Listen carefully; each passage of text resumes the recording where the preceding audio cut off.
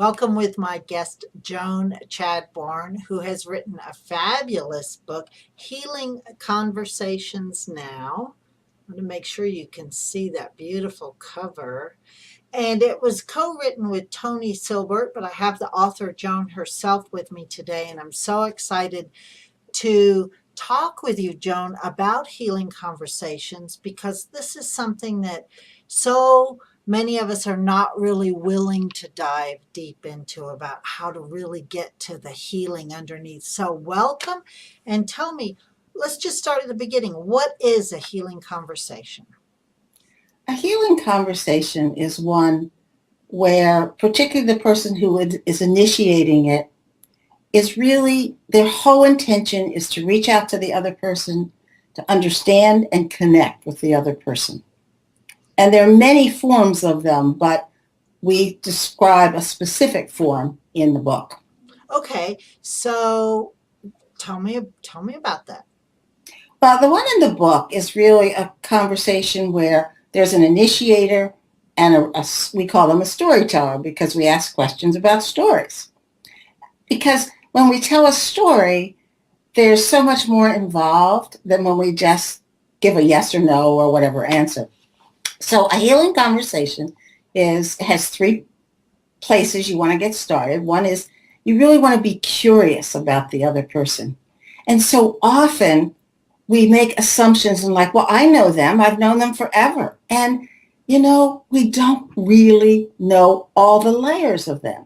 So start by being curious and then ask questions that are asking for the answer in story form, number one. But number two, you're asking questions about things that are going to energize, be positive, bring the best of the other person out. Let them remember and tell stories about things that are really energizing to them, connecting, times when they were at their best, times when they might talk about their values. It may be things that they wouldn't normally talk about. And you're inviting them, when you're asking these questions, to talk about things that are inside and are important, but they don't get very many chances to talk about. And then there's a third, and that's listening. And you're not listening for information. You're listening to really connect with the person. You empty yourself and it's like, just let me receive you. And so it's be curious, ask questions that are positive or affirmative, and listen to connect and receive the other person. And you managed to use your own personal healing conversations to find love at this stage of your life, which many people are just loving watching you because it's a fairly recent development that you've found love. Will you share a little bit of that story with us? Sure. Um, I think both of us, we met online, and both of us really were curious about the other. And we both were, when we responded, were very committed to being as honest as possible because if you're not honest and you get together, the real Joan and the real Chuck are going to come out. So we did that. We told stories. Um, we really listened to each other and not just, is he saying what I want to hear, but who is this man? And what can I know about him? And as I listened just quietly without judgment or like, well, does he have X or Y or Z? I really got, I'm very kinesthetic. So my words would be, I got a feel for him. Some people might say I could really hear who he is, or I really saw who he is. But I really felt the kindness, the loving, his desire to really connect in a way that actually I had never connected before. So that was quite enchanting. That's very beautiful as well. Now, in the book, you do talk about some specific examples. And one of the ones that has touched me dearly, and I think you also posted it on Facebook recently, is about your aunt. Oh, yeah. Will you tell us how you were able to heal a relationship with her? Well, I think you could say how you continue to heal. And it's not just heal the relationship. Um, there certainly are some parts that are difficult, and they remain difficult. So in the kind of healing conversations we talk about in the book, you probably are not going to have instant gratification. It's a way to have better and better conversations. We hear just cut people out of our lives. Oh, if they don't love you, it's not worth trying to heal it. Just say goodbye and move on. You don't want crazy makers in your life. You don't want people that bring you down. And you're taking a very different approach, which is to heal the relationship. But I also heard you say not everything can be healed. None of us have control over the other person's response. We have control over our own.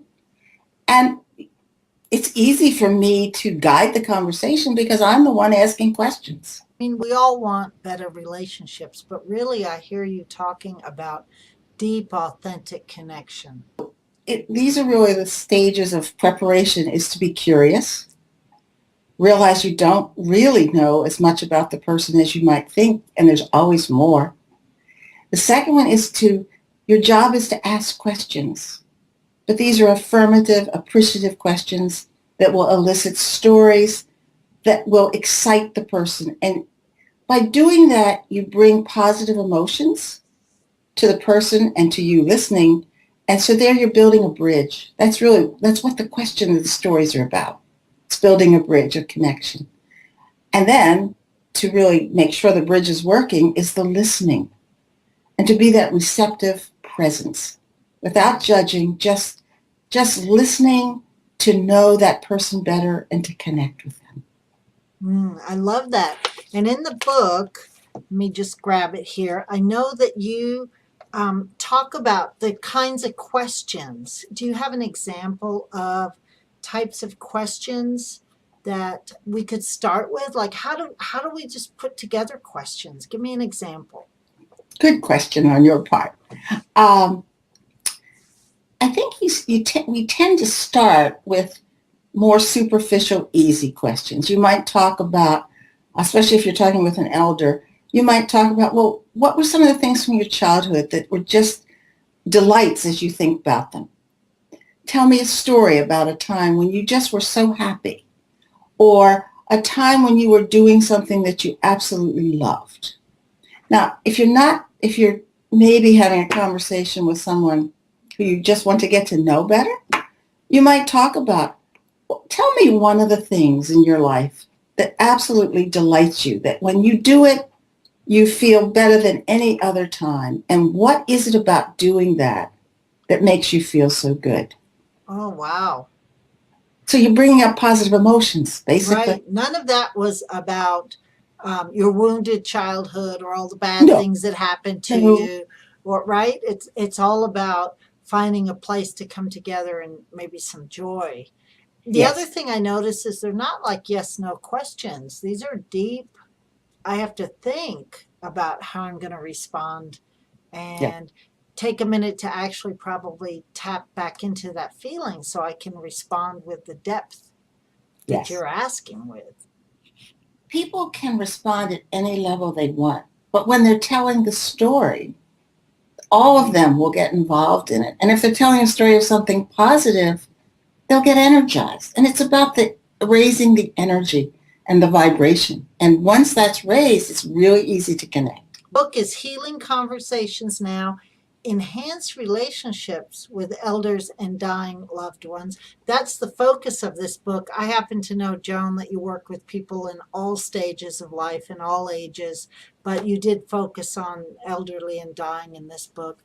I really enjoyed it, and I've learned a lot. And since we met, I've made it a practice to listen more intently and ask deeper questions. So I appreciate our connection. I appreciate it too. Thank you, Joan. You're welcome. Thank you.